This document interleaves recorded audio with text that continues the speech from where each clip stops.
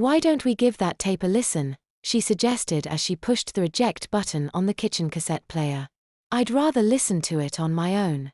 In my room, I replied. And I'd rather you listen to it with me, in here, she told me as she held an expectant hand out. Thank you, she chirped as I placed the cassette in her palm. Listening to one's own voice is always slightly odd. That doesn't sound like me, was my initial thought. It began with the doctor asking me to confirm some simple details such as my name, hometown, if I knew what day it was and strangely, the color of the sea. I couldn't help but snigger when I heard my reply, a greeny bluey gray. Did you have any dreams last night, Peter? Yes. Can you describe it for us? I was in my room and my mum. Well, I think it was my mum. It could have been an aunt or someone. Anyway, she was telling me how nice my underwear was and I looked down to see I was wearing girls' underwear. As in knickers. Yes. And bra. I glanced nervously at my mother and insisted that I don't recall any of this. Mum advised me to just sit and listen. What color were they? Blue. Anything else? They were really tight. I tried to get the bra off but I couldn't. Mum. Or, the woman said it was a special bra that I can't remove by myself. She challenged me to try again. And, could you get it off, Peter? I don't know. I don't think so. I think I woke up.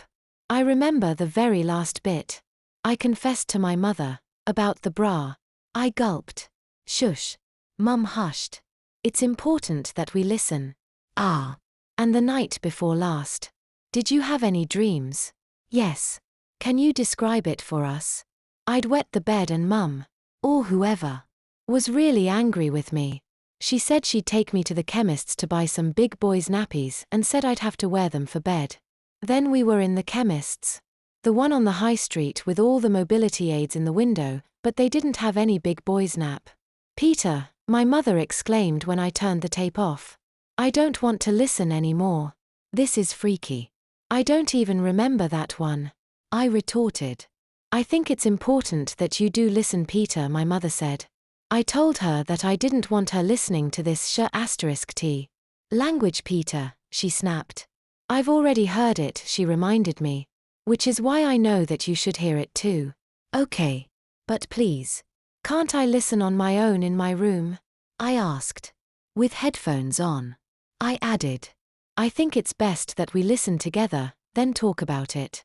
Then you can listen to it on your own if you want, she replied. She smiled and held her hand out.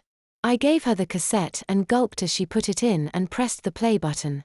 Aying musical statues and my party dress is sort of floating around me.